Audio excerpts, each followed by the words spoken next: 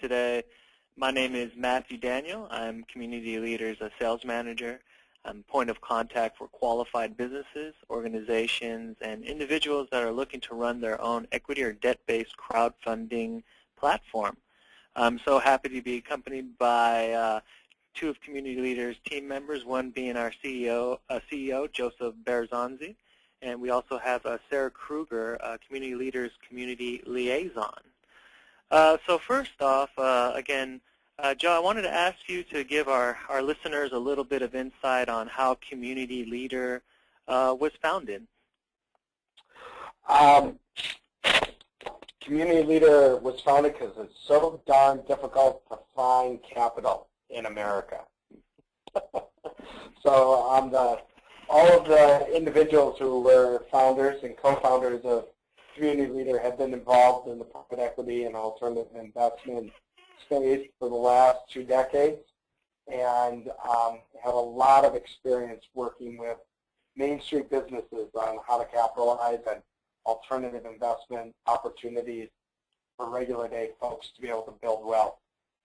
And as the technology was becoming more adopted by individuals in the financial service space, and as the regulatory environment looked like the regulatory environment had a possibility of being loosened up on issues of solicitation and investor accreditation, and as this concept of crowdfunding started to catch fire worldwide, we realized that there was a unique opportunity to bring incredible technology, tools, and services to business operators, to broker-dealers, to registered investment advisors, to folks who are in the capital raise business, to allow them to reach more people, do it more cost-effectively, and really excite and engage the communities of interest around issuers. So that's kind of where Community Leader comes out of. No, absolutely, Joe. I mean, it was bound to happen, and the 1% turning into 100% is becoming pretty exciting in today's market. Everyone at Community Leader knows how passionate you are about this new emerging market. Can you tell the listeners out here today what drives your specific desire to supporting, let's call it crowdfunding? You bet. So, I'm not a huge believer or a huge enamored with the crowd, and I know that sounds really funny for a company that's kind of living in this crowdfunding space, but there's such a fine line between crowd and mob, and it's such an unregulated and risky space that as a business operator, as a business owner, and as an investor, it's not a very comfortable place to be. But community is. And community, a network of relationships and norms and expectations and accountability. I come out of a community economic development background. All of the leaders in Community Leader, all of the principals are very involved, invested in their respective communities, whether it be in an affinity community, a industry community, a faith community. Very involved and engaged, and realize that there's tremendous untapped value there. The relationships, the social capital that is developed out of community in a community context is really what crowdfunding is trying to release. Crowdfunding at its core is the conversion of that social capital into financial capital. And while there's a little bit of social capital that can be generated from tweets and likes and follows in social media, the real social capital is developed in reciprocal relationships, relationships of shared benefit and value among and between real people. So our approach is a community-based approach, and we've built that community-based approach into all of the different applications and services that we provide our clients who are operating portals. Oh, thank you for that, Joseph. I just wanted to tell our listeners, during today's demonstration, we'll be exploring an issuer experience of using our platform. The experience will begin with, we'll show you our portal marketing website. It's a develop and launch a public front-facing website built around your unique branding and business requirements. Joe will show you a little bit more about that, and then we'll go into our issuer application, which is specifically driven to meet your specific due diligence tasks through the process of your offering document creation process. We'll get into a little bit more about that, and then of course our back end, Apasista, which is our platform engine, which will be the management system behind all of our applications and supporting the push and pull of documentation. So what I'm going to go ahead and do now is switch the screen over to Joseph so he can show you this experience. And once it comes over, Joe, if you could just take it away. Sounds good. So as I'm waiting for that screen, let me just give you a couple thoughts. All of our applications are built in a software as a service model. We are doing a license of a software and a service. It is white labeled, which means that it can be branded for your unique experience. It is modular, so that we can redesign it and customize it to match your unique business model's workflow. We have found over the last couple months that the comprehensive ecosystem that we have takes 2 to 3 hours to demo. And there just isn't time to, in a 1 hour right now, in the middle of a busy day, to go through all of it. So 2 weeks ago, we did the investor experience, and we logged in as an investor and went through the process of all of the tools and resources that an individual investor has. And this week, we're going to go through the issuer experience. And we're going to talk through what an issuer's applications and different resources are. And then next time we'll go back and forth between the two, and maybe we'll throw in a portal operator's experience as well.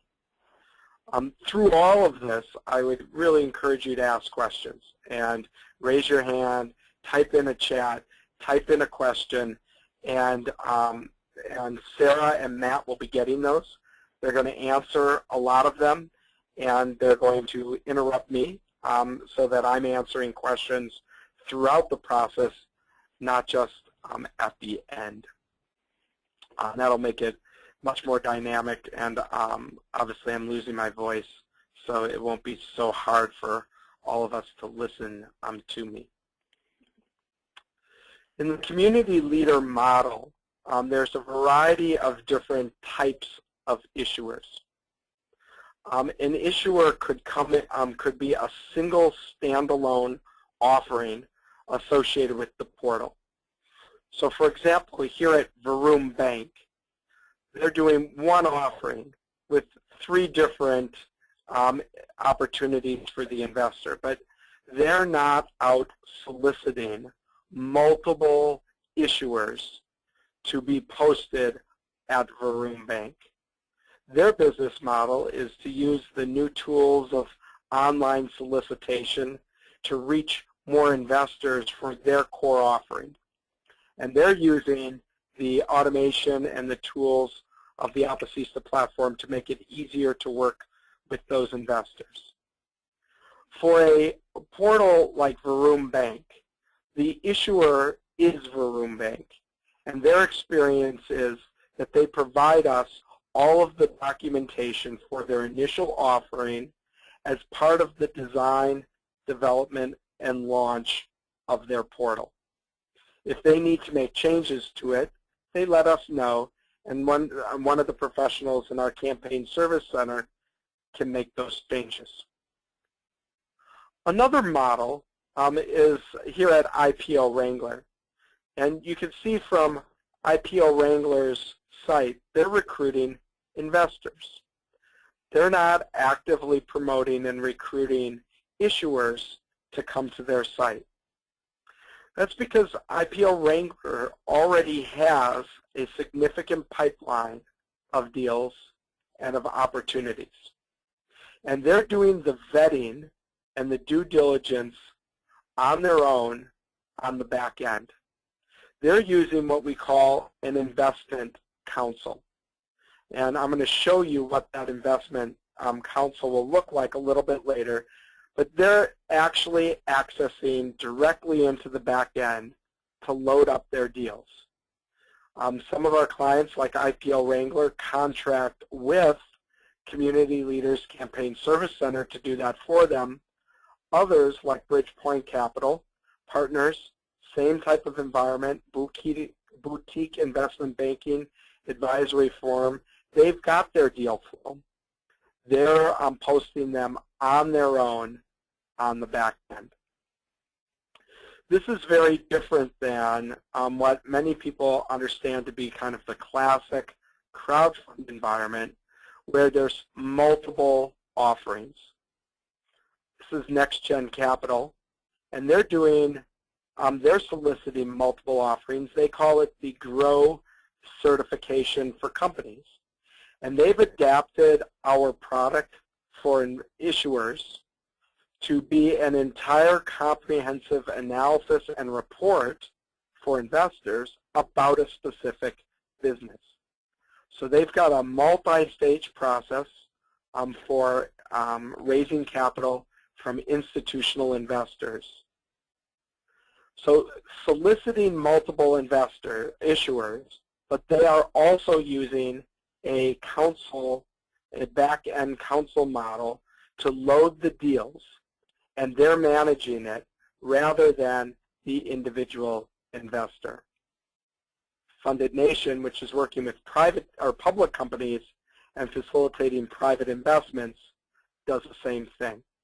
So on their site, they have simply a general description, but if you want to raise capital, it's just a basic form where they capture initial information from somebody, and then they use the application to communicate with those businesses throughout the process, and we'll show you what that looks like. Breakaway funding is a slightly different model. Breakaway is actively soliciting businesses to raise capital in a far more classic kind of crowdfunding, multiple businesses, multiple investors soliciting it.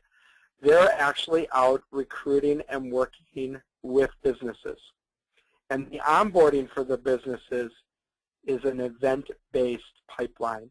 So businesses first come to a 75-minute workshop called the Crowdfunding Success Workshop, and I see some of the folks who attended that on the webinar today, and they're all laughing because this says 75 minutes, and they know that I spoke for about 95 minutes up in Marin County without taking a pause at all. But it was a good event. And then they moved to the Crowdfunding Intensive Training, a 2-day boot camp, at which time they were all provided a unique username and password into the issuer application, which they are now using to complete the 3 different stages of their raise, or of their campaign. Community Leaders process and model is designed to have 3 different stages. There's a development stage where you are developing your campaign. Our security has already locked me out for being out too long. How is that possible? Beautiful. I'm so glad that security system's working. So this is an example then of the issuer application. And we're going to talk through what this is and what's here and how this is used as part of a crowdfunding campaign. As we go through the different pieces of it, you will also see we will jump into the back end of both the portal operator and the intermediary and what views they have of all of this information. So there's 3 different stages of a campaign in our model, or of a raise, of a crowdfunding process. The first stage is the development stage. It's where you get ready to do a raise. It's where the due diligence process happens, and it's where the preparation of your community base of your targeted investors is going to go to. We support our portals to inform and educate the prospective businesses by providing the templated content of the CSW, that Crowdfunding Success Workshop, and the Crowdfunding Intensive, which is the in-depth training. Then we provide is issuer-driven application. It's really boring, right? Up here it says issuer. But on your version, it will say whatever you want it to say. It can be integrated with your branding, your look and feel, and in fact, can live at your URL as well. So it could be issuer.breakawayfunding.com. The dashboard is designed, the other thing I should note is that this has all been designed to be extraordinarily a mobile-friendly application. So it's been designed to be iPad and Android tablet native. It works well directly as a mobile version on the smartphones. And there is also a version of this application available for you to white label and have downloaded from the iTunes Store and the Google Play Store. No, we don't really have it for BlackBerry. Sorry. I'm seeing a couple questions. Sarah, did you want to jump in with the question? Nope, I misread that hand. I'm sorry. So Joseph, okay. On yes. The dashboard, we'll show the users how we can switch out the widgets on there. Yeah, you bet. So the dashboard is designed for widgets, and all of these are widgets that can be customized and changed by you and by the issuer to correspond and match to how they would like to use the site. The green button down here gives them an opportunity to add additional widgets to their dashboard. And you'll notice that these are ones that are set up for the development stage. These are set up for the execution stage. And then there's also a whole host of widgets available for the support stage. So development, execution, and support. All they have to do is click add the widget, and it will show up on their screen the next time they log in. So this is all of the investor briefings that the person had scheduled. And this is a demo. We're in a demo version, so this isn't live data.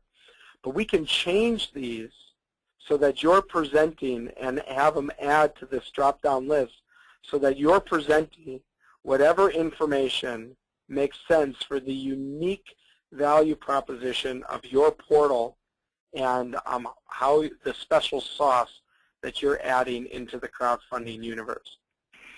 So you can have us create new default widgets that would be used by everybody, or you can create unique custom widgets which would be used just by your portal. The key functionality here is the project set and the task set. All of the tasks are organized into projects. All of the projects are just made up of associated tasks.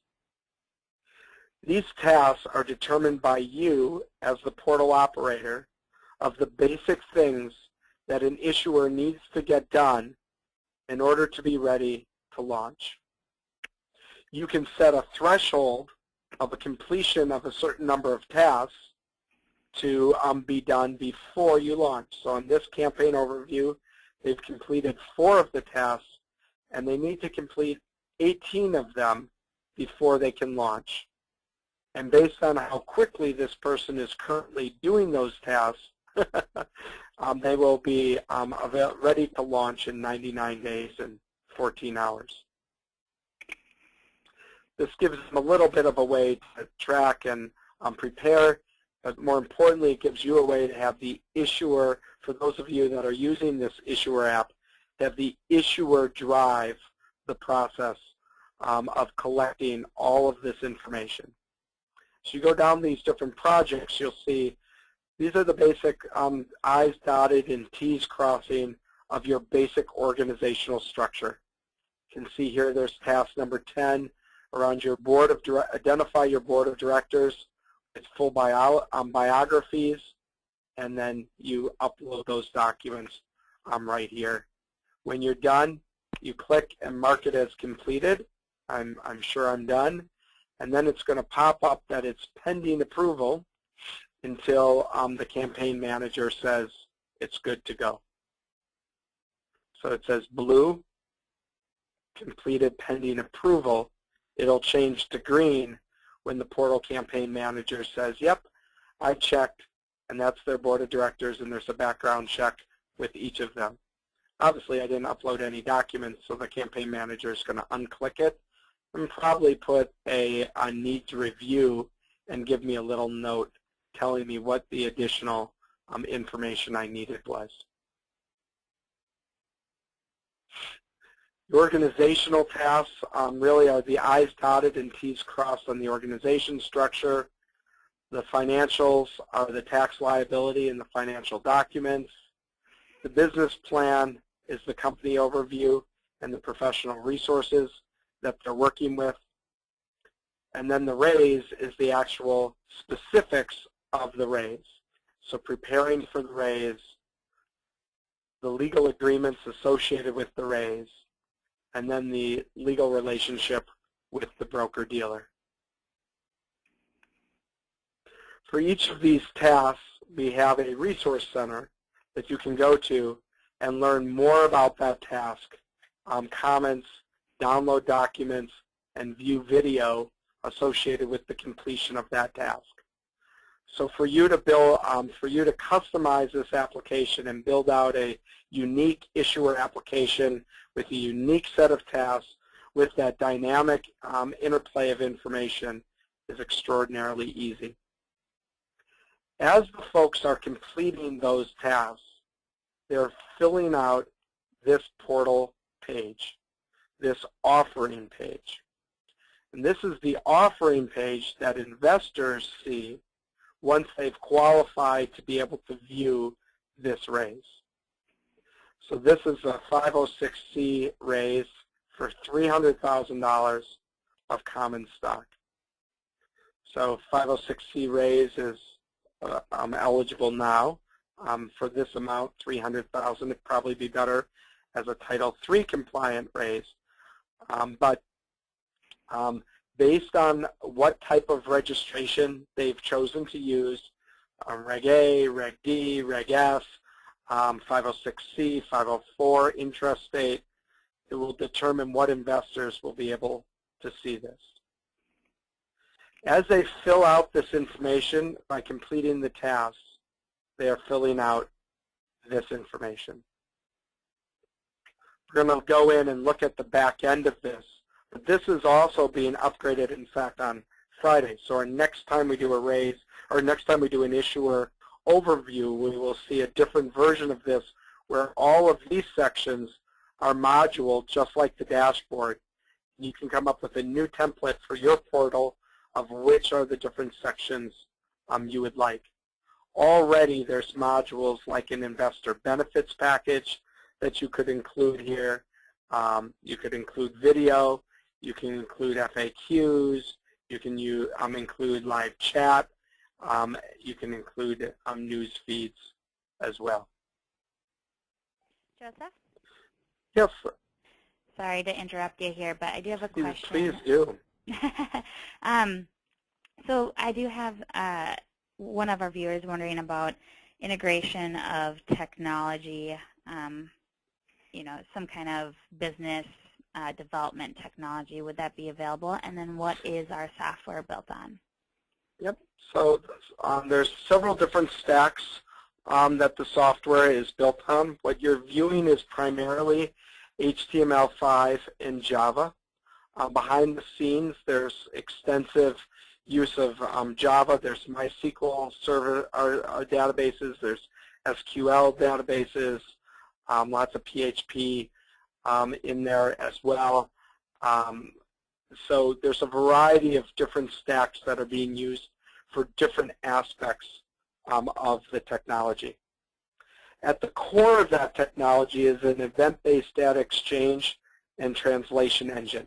It's a patented application developed by our strategic partners at UpNet Technologies in the market for 15 years with a primary patent that allows us to deliver real-time data back and forth among and between the disparate systems to provide an integrated end-user experience. And the benefit of that is that it is very easy for us to facilitate the integration of third-party applications into this platform. So if you're interested in integrating a business planning software or an assessment software or a coaching software, all of those things can be easily integrated and pushed through this presentation interface.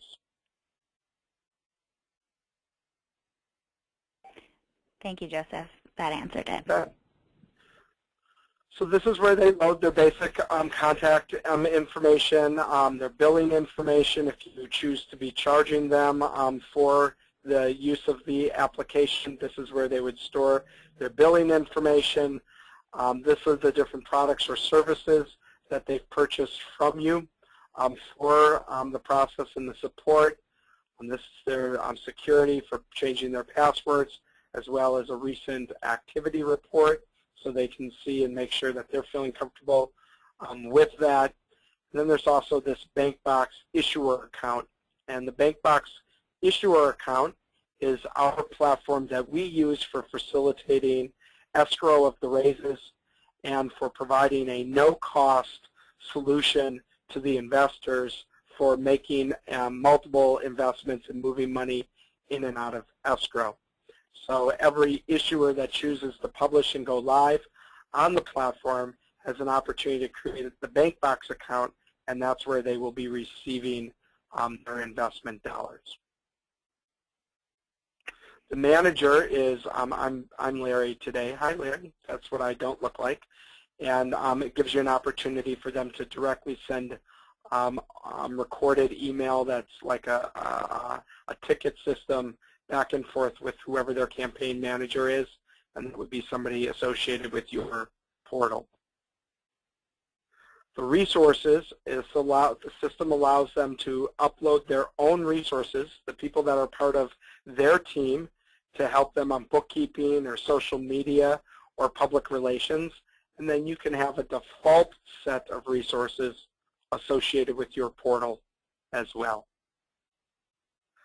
Once this offering goes live and they're actually reviewing investors, then there would be here a list of all of those investors with them granting permission as an issuer if the business requirements request it to the release of the PPM or the subdocs. It's just another one of the protections built in for the issuer. So let's log out of the issuer application real quickly and look at what the portal operator's experience is of that issuer application. While I'm doing that, did you have a question, Matthew? Yeah, it was a unique question if somebody could utilize this task management for their own internal, if it was for their own offerings. Mm-hmm. So if we think back on, we have a couple things. So the first is, if you think back on the different models, Vroom Bank is using this entire system for their own offering. So they can, they could have used it and built out and just logged in as the issuer of Vroom Bank and tracked and managed themselves to get this done. So absolutely, the answer is yes. The second answer to that question is that we have what's called a SIP, a single issuer promotion page, which is just doing a single offering all on its own. So you're just doing one raise for yourself. A great example of a SIP, actually. Let's show them a great example of a SIP, shall we? I think we should. Yeah, I do too. A great example of a SIP is the Community Leader raise, where we're currently doing a raise, a 506c offering for $3 million. More to show folks a live working example of a 506 raise. But if you scroll to the bottom of our page, it says you can invest with us. You can invest in us. See our offering. This is an example of a single issuer page because now I go to the 509 page. Now I can directly register as an investor. I could log back in as an investor. We can see what the single issuer page looks like, I think, assuming I'm still alive and back to my for my own raise, right? So this is then what it looks like when you log in as an investor to a single raise. There's just one offering on it, and if I was logged in through the back end of Community Leader, it would be the issuer application with all of those tasks that I needed to do. So that would be an example. The third that we can talk about is that at the end of this month, we will be launching Portal Squared.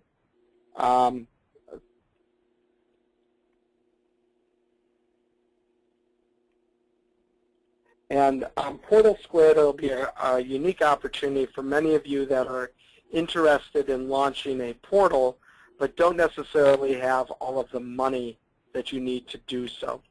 And through Crowdfund Holdings Portal Squared, you can launch a single raise for your portal, or you can network with other portal operators and find the partners and resources that you need to launch. So we're going to be launching this in about 2 weeks, but it's a portal for portals. It's a crowdfunding portal for portals that need crowdfunding. This is the control panel where you could see an individual offer. So we went in and saw a brown book. Here's that same brown book from the back end of the portal operator looking at. And you can see that the portal operator's got all these little green buttons. They can add a new promotion to the offering to encourage people to come on board. They can upload documents to post into the system. I'll just upload an example of a document. There it is, already there. I could click it and rename it as well. I'll rename this document, but this was actually the executive UTIP overview.pdf. So let people download that executive overview. If I have multiple documents there, I can rotate them. Here it says I can ask add video. We're currently in, you can automatically load a Vimeo video or a YouTube video in. We'll also support you to just give us a video and we'll stream it directly. This is kind of the portal operator's version of seeing that, that issuer. So that issuer was Dan. This is his username, account information, and password if I needed to change that and give them support. You'll notice one of the big things here is that these are all of those task lists so that I can edit, update, and improve those tasks, adding in more information for my issuers so that they have a better experience. And this is where I have imported and loaded the default tasks for each of these different issuers. So there's a basic company CSF, but the Brown Book one needed a slightly different one. So then this is the list of all of the offerings that I have, all of the different issuers I have on my platform. You can see the different stages that they're in. I can actually sort this by stage, look at those that are in execution, development. I wonder if we have any, we don't have any in the beta or in the demo here in support stage. So each one of these then has an offering page for them with a little bit of a task of what I need to do to upload it. These are the basic default preferences for the portal that define its community and the default sorting by investors of what they're going to see when they log on. And these are the basic settings that the control that the portal operator has around those issuers. So every time payments received, you can be notified.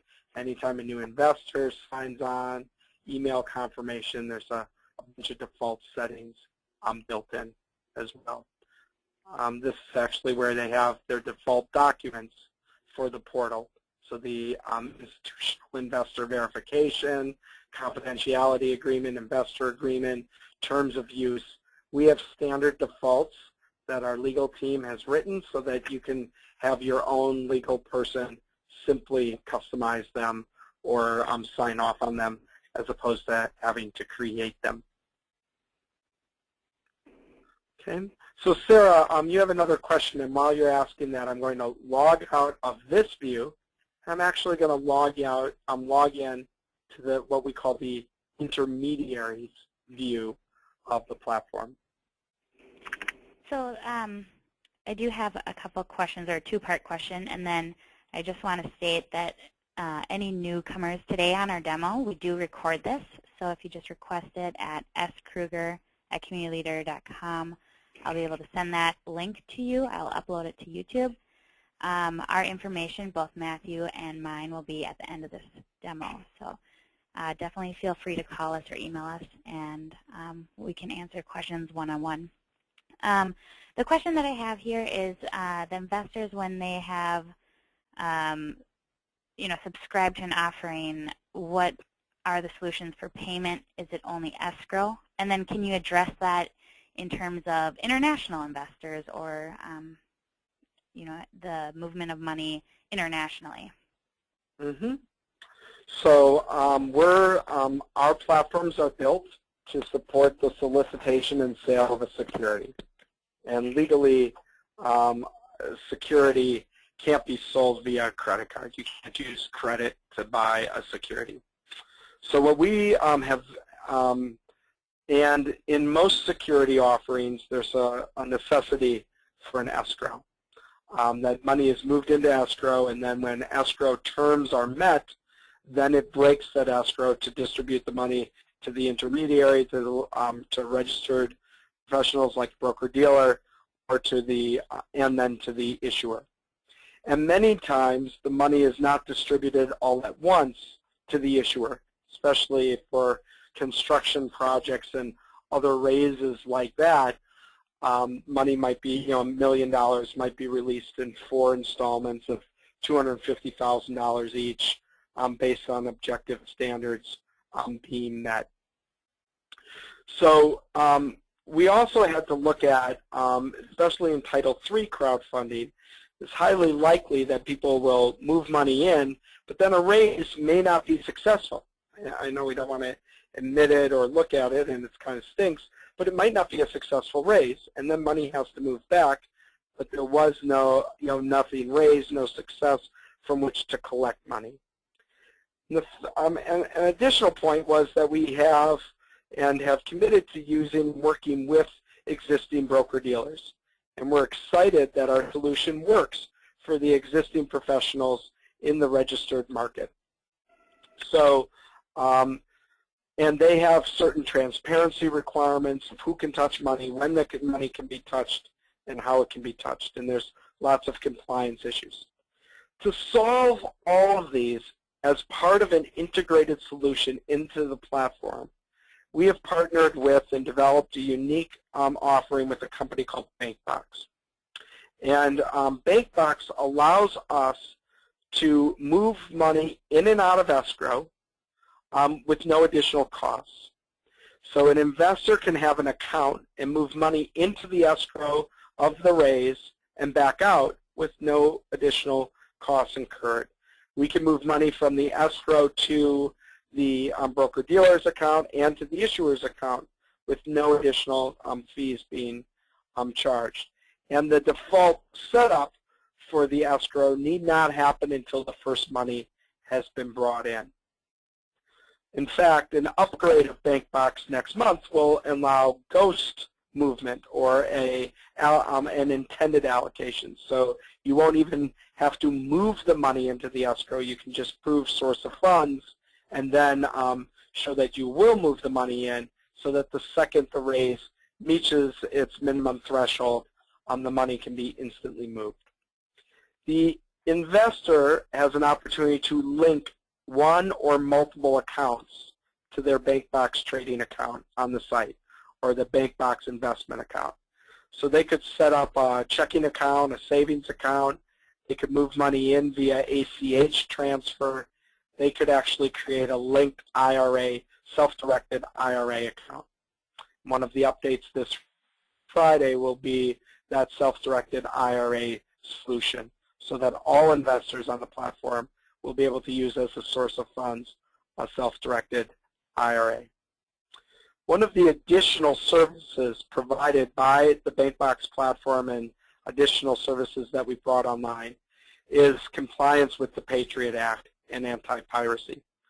So when money is moved via ACH transfer from overseas, it is flagged by the system and we ensure its compliance with the Patriot Act before it's allowed to show as available resource for investment in the investor account.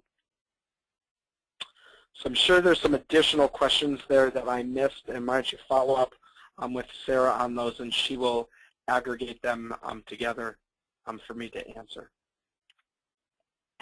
You know, Joseph, you went over the legal documents on the back end. Yeah. It was more of a comment, but I just want to kind of say what we are and what we aren't, and maybe you can add to it. There are standard legal paperwork for websites and for the use of the back end and the user agreements for the investors. And but as far as standard templated legal documents for an offering, we only have one. Is that correct? So yeah, there's some real legal issue. We have one standard example that we can provide to your portal for use, subscription document and PPM template. You could provide those or a version of those to the issuers on your site. We will strongly recommend to you that you are very careful about what you're providing and how that's provided. It is essential from a legal protection and an insurance perspective that the issuer has engaged their own securities counsel and their own corporate counsel to write up their bylaws and subscription agreements and offering documents. Absolutely critical. That can't be, that's not a legal Zoom thing. You know, that's not a, you can just provide those as templates on your platform. You can provide them as templates as a base to make it much easier, and we can work with you to have those documents automatically completed through the completion of the task. But even then, you're going to need to ensure that they are downloaded and reviewed by organizational counsel before uploading. Many of our portals have as an additional revenue stream for themselves the marketing and sharing of referrals to CPAs, accountants, and different type of legal providers for issuers on their site who have not yet developed primary relationships with professionals in that area. So for example, if you're a CPA right now in California and are interested in providing support to issuers, Breakaway Funding would really like a call from you, and you should be giving Sarah a call and a contact so she can do a review of your skills and make that referral over to Breakaway. So I guess overall, we are the software and services, but not necessarily like the legal work of each individual PPM or offering. So right, exactly. So thank you so much. It's so important because our job is to make sure that the software is compliant, that the processes are compliant, that we have the proper due diligence, and that we're following the different securities laws on the system, and to protect you in the portal, make sure that the portal is engaged properly. It is not to be, and nor should any of the portals put themselves in the position of being the securities attorney, the corporate attorney, the CPA and auditor of every issuer that is coming on their platform. Thank you, Joseph. That's why we work well together. I'm kind of blunt, and then you get all the nitty-gritty out of it, and it really explain it. So thank you. Is that what it is? You're blunt, and I'm the political one? Yeah. Exactly. How unlike everything else going on in the office, right? So, this is the back end, and as you can see, it's a fairly sophisticated vertical market ERP system. It's built on top of a CRM to provide an enhanced UI and customer usability. It is actually pulling live real-time data from multiple databases, multiple technology stacks across throughout our server and IT infrastructure.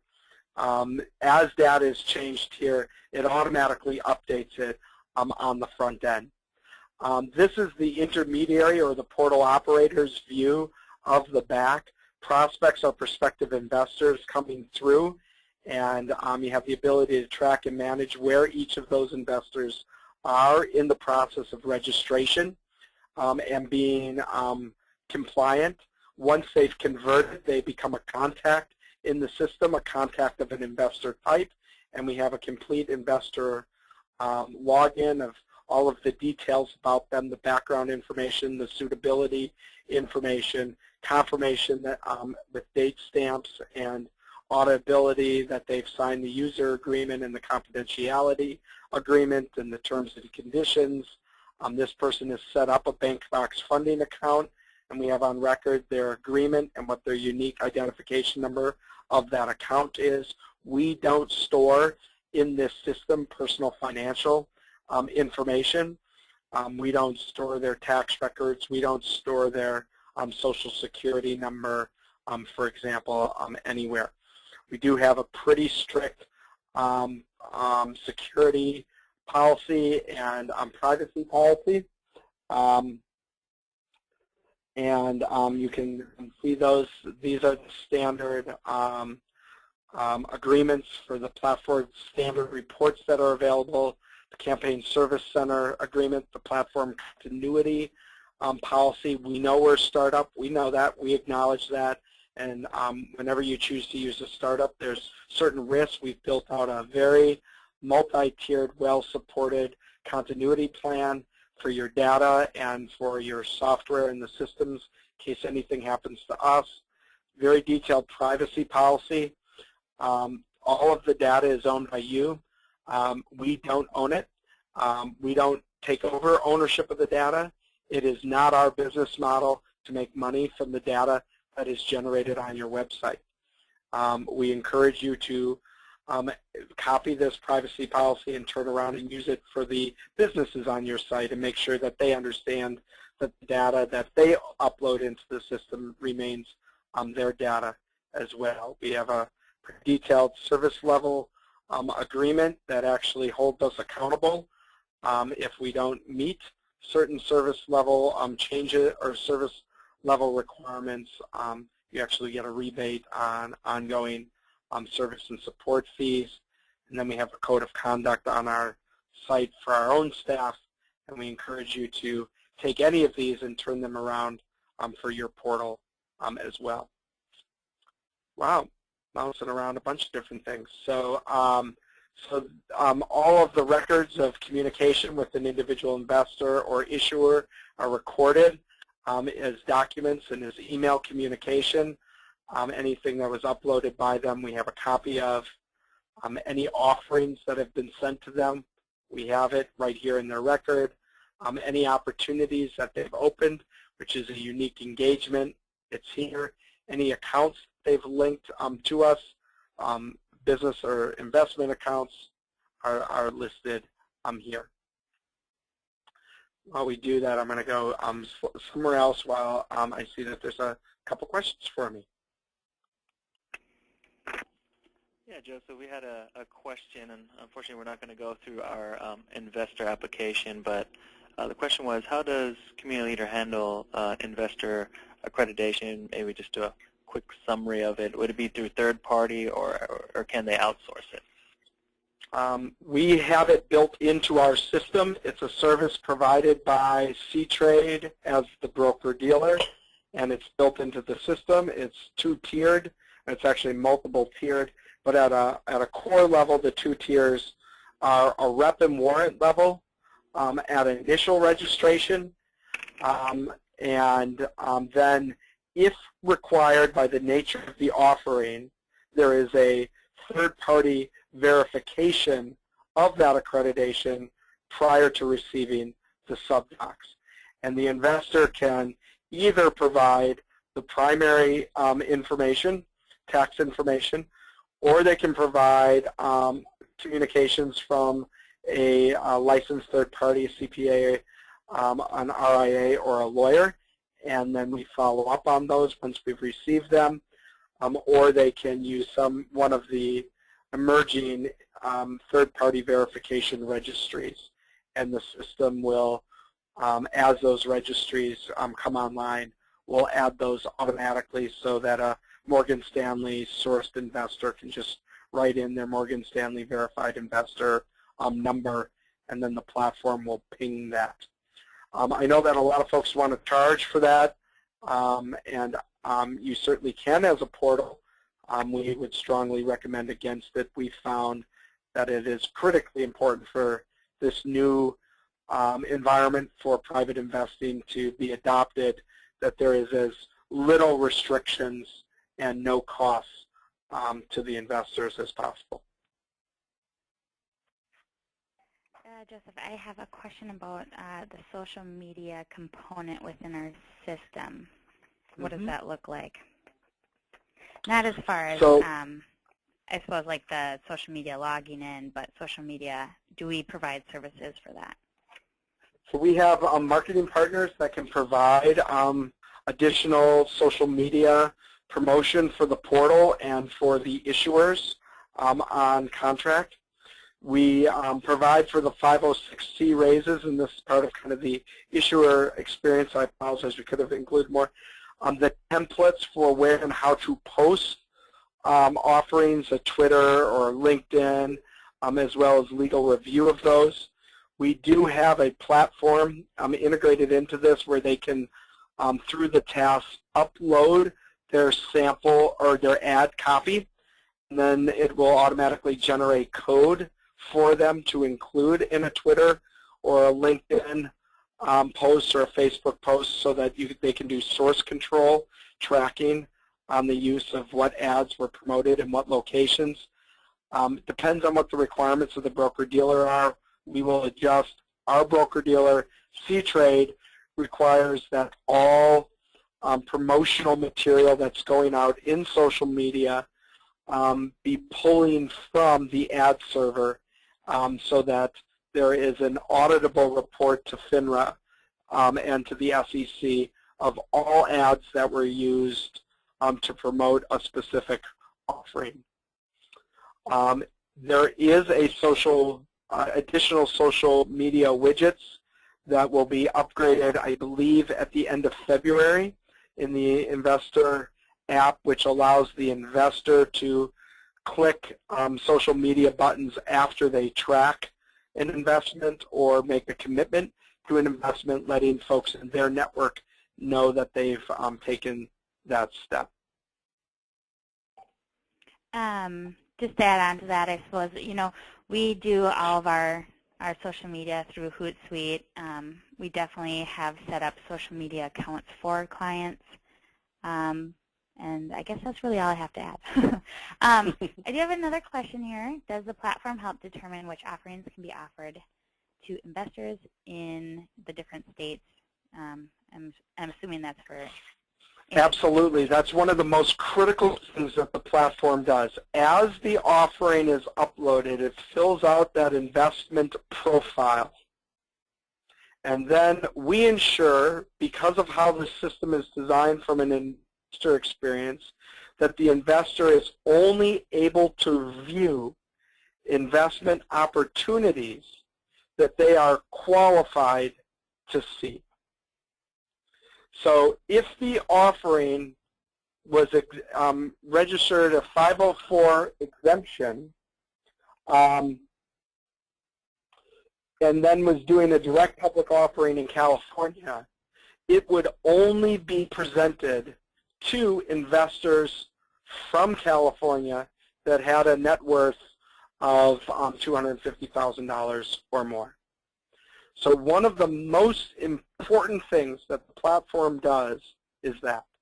It ensures that, that investors are only able to view that which they are qualified to see. So if you do a 506C offering, which is the new Title II General Solicitation offering, you can only show that, present that offering to accredited investors. You can't even have 35 unaccredited investors in it. So when an investor registers on the site, on a platform, on the portal, on a raise page, if they rep and warrant themselves as an accredited investor, then they can see it. But if you'll notice, this is an example of an offering page for an investor. On the bottom of this, it says this offer has further accreditation requirements. It means that this was a 506C, and until you verify as an investor, you won't be able to invest in this offering.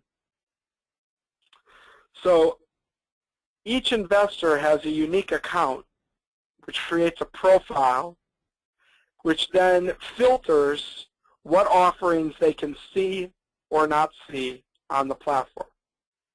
And then we've got another conundrum from a regulatory perspective that needed to be solved, which is, in what order do we show them? Because the determination of order could be considered to be a determination of suitability, or it could be assumed to be a determination of promotion. If Mammoth is listed before family, am I saying that that's more important? So what we've done is we've created an objective standard that each investor gets to pick what their investment preferences are. And as they change those investment preferences and say that something is more or less important in multiple variables, variables that are associated with the base platform. I'm interested in fair trade businesses that are green and are online, and that's moderately important to me. I'm interested in minority-owned businesses, and that's and women-owned businesses, and that's moderately important to me. I can pick the geographic community. Lots of folks are looking at Albuquerque crowdfunding, or Flint, Michigan, or Seattle, Washington. You can focus in on region of the country, state, the type of geography, urban, rural, small town, suburban, specific zip code. You can build out your profile based on investment characteristics. You're interested in debt and equity or just equity. As they change their preference in real time, it automatically changes the order of the listing of the offerings. So now these go from 100% matches to 50% or less, because it changes the order of how they're viewed based on what that preference profile is. The investor application has a dashboard just like the issuer application, with multiple widgets that you can show to them as well. Their IRA services, their notifications, upcoming briefings. The investor can track an investment. They can see that overview page. They can one-click download the PPM. They can purchase the investment. As they track investments that is put into their portfolio, and they can change the stage of the portfolio so that they're looking at those that they're tracking, those that they've committed to, those that they've already invested in. This is the same application, the same platform that is used during the support stage of the raise. These pages, which are the offering pages, become the support page, so that the issuer, after they have successfully done the raise, now they have new tasks and new opportunities to upload the ongoing, evolving information about their company. Next question. Yeah, so they're wondering about, David's wondering, can our system handle intrastate versus interstate offerings, Absolutely. that are not going through the SEC regulation at all? Well, it does go through the SEC regulation. It's still governed. But the exemption from public reporting and public requirements is a 504, which then says I'm doing an intra-state offering, and I'm meeting the rules and obligations of a specific state like North Carolina or Georgia or Washington or Wisconsin. But almost every state has an intrastate. Many of them are building those intrastates to include more extensive crowdfunding rules. Our platform is absolutely 100% ready to support that. So it will ensure that your issuers are coming in from the state, are incorporated in the state properly according to the rules of that state's offering, and then that it is only matched with investors from that state. We can actually also confirm that they are unable to download any of the documents from the system, like the PPM, unless they are in the state.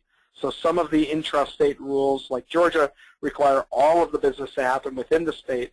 So even if I'm a Georgia resident and I'm hanging out in Las Vegas, I can't really see the offering for a compliant intrastate offering unless I'm in Georgia. So we track the IP address where the activity is happening and can put state by state, zip code by zip code restrictions on edit, view, or action.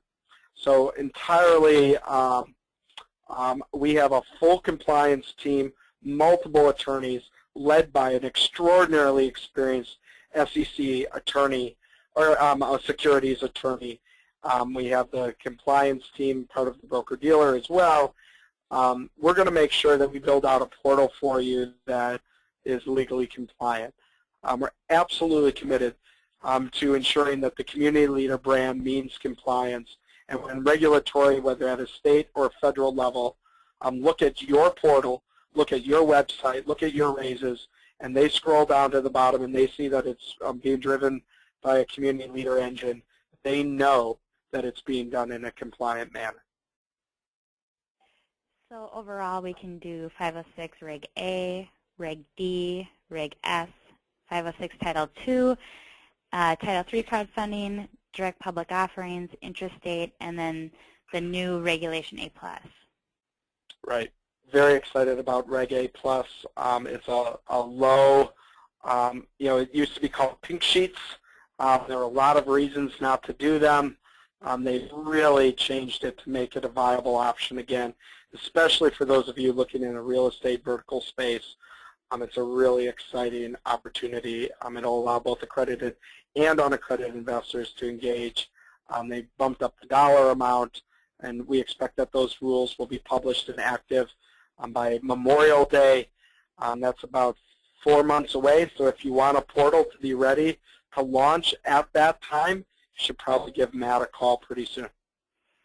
Yeah, I just wanted to also overview, the design and development of a portal platform requires a significant amount of knowledge and generation and transfer. While, Community Leader has developed a quite compelling default model, the majority of our platform's power comes from its flexibility. So we can meet your guys' unique, customized requirements specific to your business model. So everything that you saw today, again, as Joseph already said, we can customize to meet your workflow. So that's definitely what makes us a robust component in this new space. Matt, do you want to switch over to my screen? I think it's about time to wrap it up, if that's okay. Unless, Joseph, do you have something else to show? Oh, no, I'm good. I just want folks to realize, we could go on and show the ideology, identity verification systems. We could show the movement of the money. We could show more in depth the reporting features. Just in the last week, our reporting features for tracking the pipeline of investors as they register doubled. We're doing a huge upgrade this Friday. One of the benefits of a software as a service in this kind of space is that our development team is constantly improving the base product, and every one of our customers benefits from that every step along the way. So as the market evolves, as we learn more, as the rules and regulations make it more clear what can and can't be done, our system will adapt and grow and ensure that your portal, your fundraising presence is always on the cutting edge. Thank you for that, Joe. And again, guys, please do give myself or Sarah a call. We know that you guys are in all different levels of research. You have a current business, you're looking to utilize a funding portal platform, or looking to start a new one. I'd love to talk with each and every one of you to connect the dots in your process of this new market. And again, look forward to talking to every one of you. I wanted to thank Sarah and, of course, Joseph for taking us through our product today. So I look forward to seeing you guys for our next presentation and chatting with each and every one of you.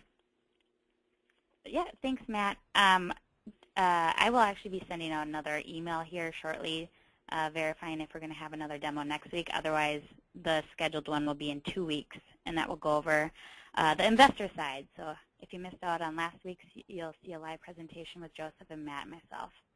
Perfect. So thank you. Thanks, Sarah. Thanks so much, everybody. The organizer has